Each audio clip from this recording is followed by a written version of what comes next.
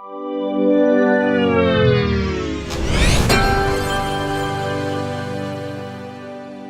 el equilibrio nuestro sexto sentido? Nos cuenta un poco más sobre esto Ángel Ramos de Miguel. Adelante, Ángel. Nos viene una charla muy interesante.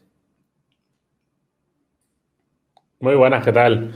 Pues sí, Bien, vamos ¿qué a hablar tal? un poquito sobre qué es el equilibrio, si lo podemos considerar un sentido, no lo podemos considerar un sentido. Bueno, pues vamos a reflexionar un poco sobre eso. Ponemos, si quieren, compartimos pantalla y ya empezamos con él. A ver, el equilibrio, el sexto sentido. Vamos a ver, ¿qué sentidos tenemos o cuáles hemos aprendido cuando estuvimos en el colegio? Pues típicamente 5, ¿no? Tenemos la vista, que nos da color, luminosidad, intensidad, brillo. Luego, por otro lado, tenemos el oído, la audición, que nos permite percibir sonoridad y frecuencia, cuánto de alto suena algo y si es agudo o grave. Y fundamental, nos permite hablar y comunicarnos porque podemos oírnos. Luego, por otro lado, tenemos el olfato, que es un sensor químico que nos permite detectar sustancias que estén en el aire. Continuamos con el gusto, que también es otro sentido químico, pero en este caso son partículas disueltas en la saliva, dentro de la boca. Y por último, el tacto, que nos da muchísima información, presión, temperatura, textura, dureza. Estos son los 5 sentidos que hemos aprendido siempre y con los que creemos que vivimos nada más. Pero bueno, realmente solo tenemos 5 sentidos, necesitaríamos algo más. Bueno, los que estéis viendo la charla, si estáis por el YouTube, pues podéis poner comentarios que me llegan y vamos viendo si quieren discutimos. Entonces, ¿solo esos sentidos son capaces o son suficientes, o son los únicos que tenemos? En este caso, los humanos, en particular mamíferos o prácticamente todos los animales. Pues realmente, vamos a ver, vamos a ponernos un par de ejemplos. Imaginemos que cerramos los ojos y tenemos un imán que hacemos rodar alrededor de la cabeza. ¿Seríamos capaces realmente de percibir algún sentido? ¿Sentiríamos que algo cambia? Lo normal es que no, porque no tenemos ningún órgano encargado en percibir campos magnéticos. Ya nos gustaría, nos orientaríamos mucho mejor.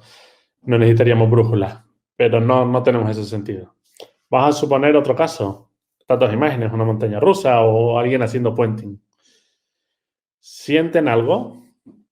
O porque sí, evidentemente sienten, y además a muchos nos gusta este tipo de experiencias. Pero lo que sientes vista, o sea, ve algo. Bueno, pues te puedes montar en una montaña rusa o hacer puenting con los ojos cerrados y vas a seguir sintiendo algo. ¿Oyes algo? Si nos tapamos los oídos, no necesariamente, y seguimos sintiendo algo. ¿Olemos o saboreamos algo? Pues poquito. La verdad que no tiene nada que ver, o sea, no nos montamos en estas cosas porque vaya a oler algo. Y por último, el tacto. Sentimos algo, calor, frío. Lo máximo que podemos sentir es viento. Pero imaginemos que nos montamos en una montaña rusa y estamos encapsulados dentro de una vitrina de cristal y tal. Pues ni oímos, ni vemos, ni olemos, ni saboreamos, ni tocamos, o sea, no tenemos sensación táctil de nada. Pero aún así seguimos sintiendo algo, que nos movemos hacia adelante, hacia atrás, a un lado, giramos. Y todo eso se tiene que percibir por algún órgano, porque si no, al cerebro no le llega esa información porque sí, algo lo tiene que sentir.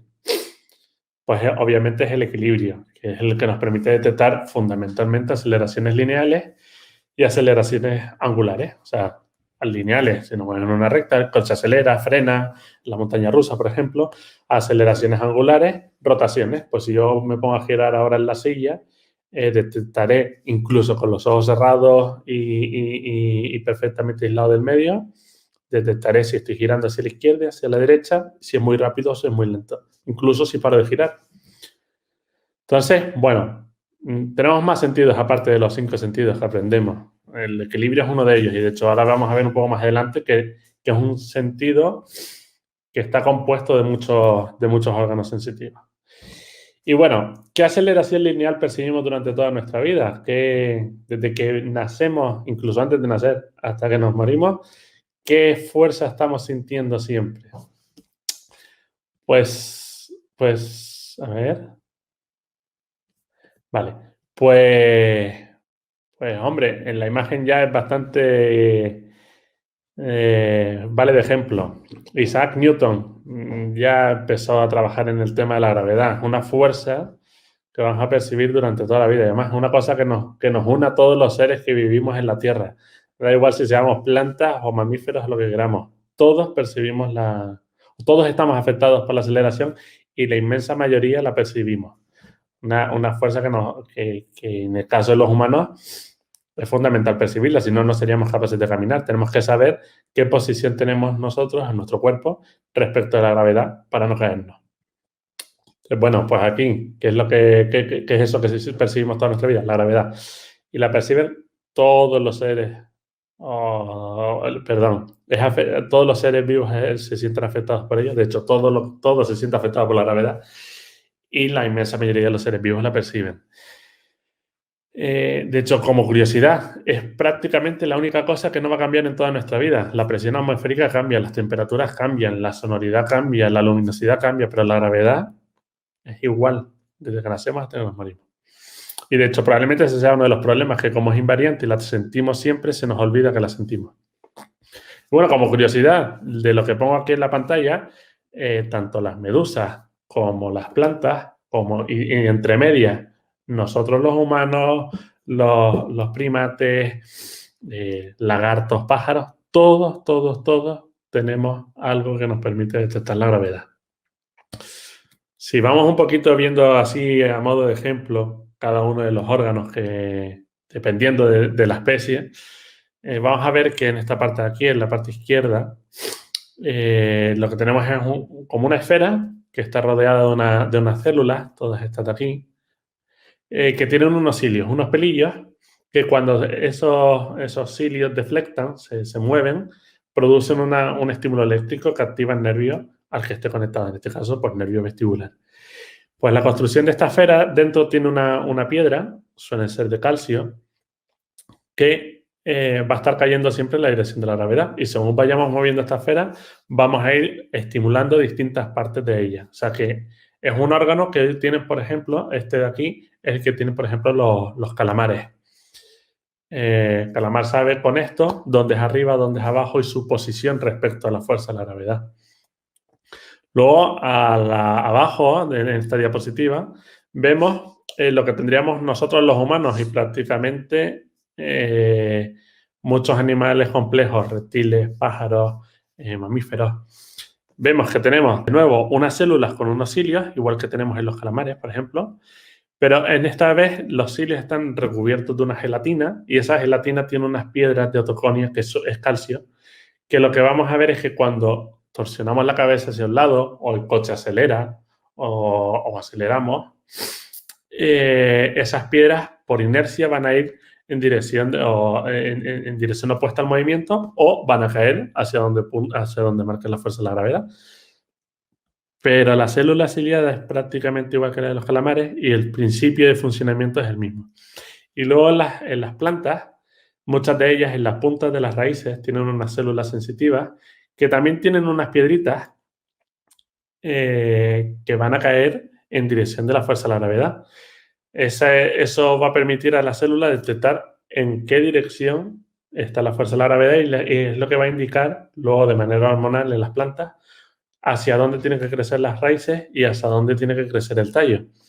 Si nos acordamos de pequeños cuando sembrábamos las lentejas o los garbanzos en los botes de yogur, hay un momento en el que la semilla está totalmente oscura, no sabe dónde es arriba y dónde es abajo por luz. La información que tiene es esta. Las raíces o esas células en las puntas de las raíces le van a indicar, oye, tu raíz tienes que crecer hacia abajo, que es donde me están marcando las piedritas, y el tallo hacia arriba. En el caso de los humanos, pues este es el oído interno. Luego vamos a discutir un poquito si tendríamos que llamarlo oído interno o lo tuviéramos que llamar de otra manera.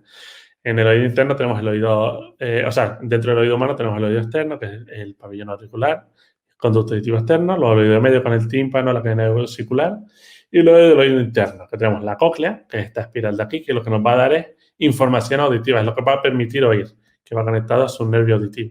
Y luego tenemos los canales semicirculares, que es los que nos van a permitir detectar rotaciones.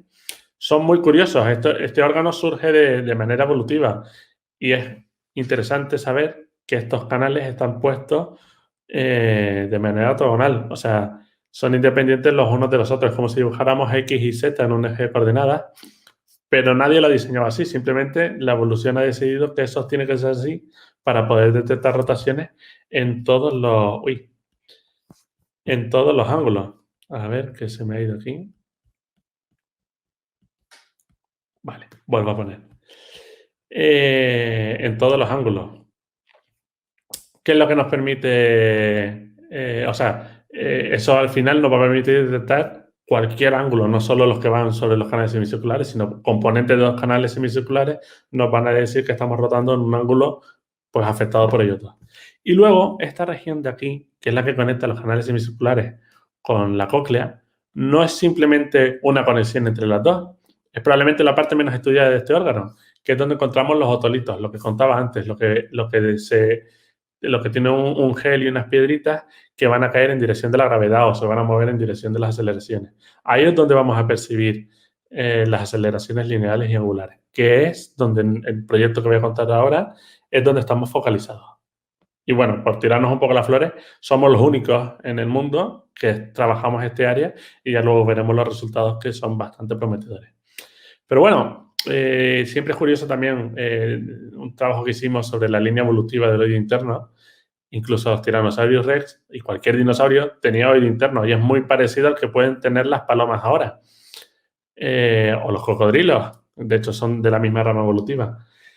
Como curiosidad, la cóclea que contaba antes que tenemos los humanos, solo lo tenemos los mamíferos. El resto de los animales tienen un conducto coclear, que es una porción ligeramente alargada que también les permite escuchar. Pero los canales semicirculares y el vestíbulo lo tenemos todo.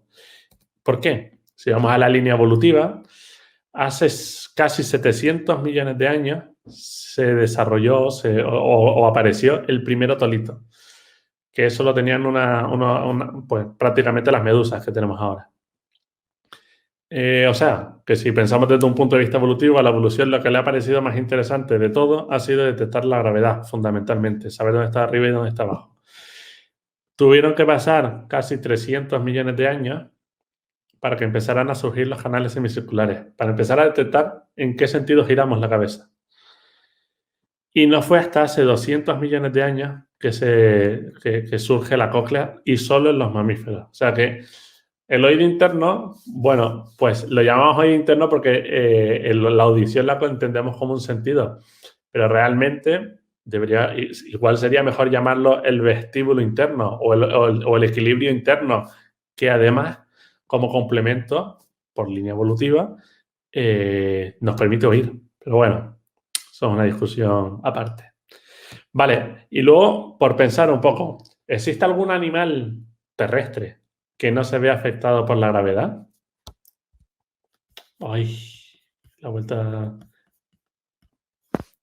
Si a alguien se le ocurre algo, puede ponerlo por aquí, por el comentario.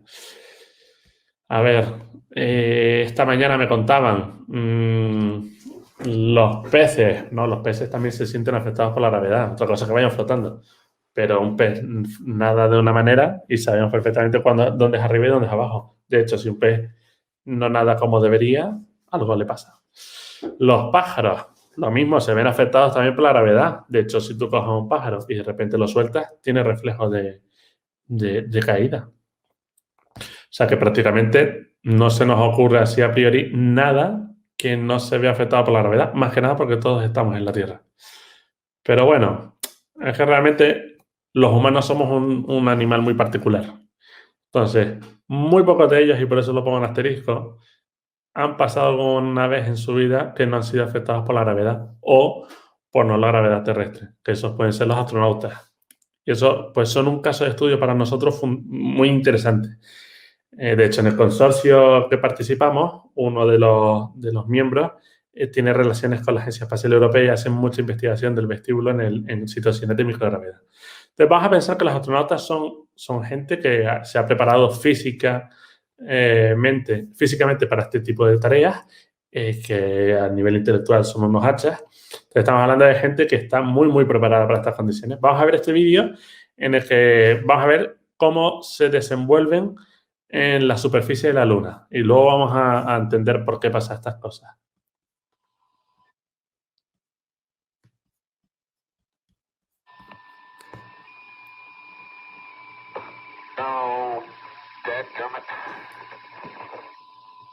Jack Schmitt having a few problems. Tiene unos pocos problemas. La verdad que hay que pensar que es gente que lleva años preparándose para esto. De hecho, aquí con la música épica, pero ¿por qué pasa esto? Ahí se cae. ¿Por qué pasa esto? Porque en la Luna la gravedad o la fuerza de la gravedad es alrededor de un 17% de la que tenemos en la Tierra. O sea, es muy poquita. Y en estudios como estos, en situaciones de microgravedad, se ha demostrado que el mínimo de gravedad que necesita el oído humano, o los otolitos, para ser funcional es de un 15%. O sea que en la Luna estamos al límite. Esta gente está al límite de su equilibrio para poder funcionar. Y así se están cayendo todo el rato. De hecho, es un reto tecnológico pensar equipamiento para gente que está en una situación muy hostil y tiende a caer. Aquí vamos a ver, aquí, pues lo mismo. Al final todo se cae, porque es que estamos en una situación en la que no sabemos cómo tenemos que poner nuestro cuerpo para evitar caernos. Vale. A ver. Alguien ha puesto un erizo. Bueno, un erizo, otra cosa es que le haga mucha falta, ¿no? Pero realmente los erizos también detectan la gravedad. Si nosotros ponemos un erizo al revés, es un indicativo de salud del erizo si tarda, no me acuerdo cuánto tiempo, pero tiene que darse la vuelta rápido. O sea, que la única manera de detectar que está al revés es sintiendo la gravedad y además por lo que pueda sentir a través del caparazón. Pero el erizo también se ve afectado y la siente. Entonces, bueno, vamos a ver de qué se compone el órgano del equilibrio, qué órganos sensitivos lo componen. Por uno al lado ya tenemos claro el oído interno, los canales semicirculares por un lado, que nos dan las aceleraciones angulares, y los otolitos que nos dan aceleraciones lineales. Y como reina de ellas, la gravedad. ¿Se nos puede ocurrir alguna más? ¿Algún otro órgano que pueda participar en esto? Bueno, pues así a bote pronto se me ocurre la vista. Es un grandísimo participante del equilibrio. Nos va a dar la horizontal. Va a ser que es como el sistema de respaldo que nos va a decir que todo cuadra o no cuadra. Y luego, por último, es la propiocepción. Este es otro sentido que va integrado con el equilibrio también, que es la que nos permite saber qué postura tenemos o cómo estamos en el espacio sin tener que estar mirando dónde están las manos. Nosotros si cerramos los ojos y pensamos cómo estamos en el espacio, cómo estamos sentados, o cómo estamos acostados, o cómo estamos de pie, sabemos dónde están todas nuestras partes del cuerpo. Eso se llama propiocepción, que es la que se encarga de detectar la posición de cada una de las articulaciones, cómo tenemos cada uno de los músculos para saber cómo estamos dispuestos en el espacio. Pues estas tres lo que nos van a permitir, con estas tres componemos el equilibrio. El oído interno nos va a decir todas esas aceleraciones. La vista nos va a permitir darle un marco de referencia a todo y la propiocepción nos va a permitir saber cómo está nuestro cuerpo respecto a el exterior. Por ejemplo, para mantener una posición recta, mi propiocepción me tiene que dar información sobre mis piernas y torso, y mi oído interno me tiene que decir dónde está la gravedad. La unión de esas dos es la que nos va a permitir estar de pie.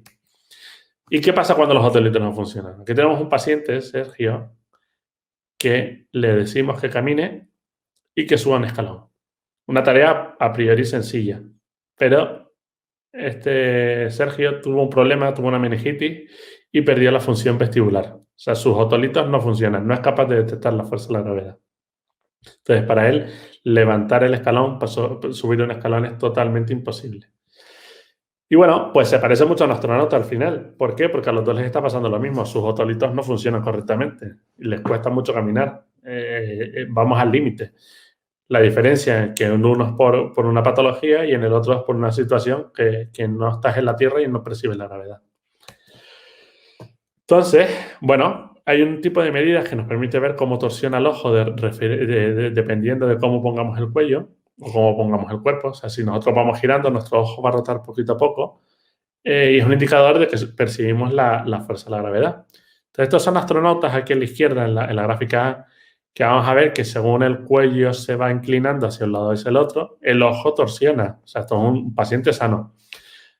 Ahora el mismo astronauta o el mismo grupo de astronautas, en situaciones de microgravedad, en la misma prueba, el ojo no torsiona como antes porque no detecta esa fuerza de la gravedad.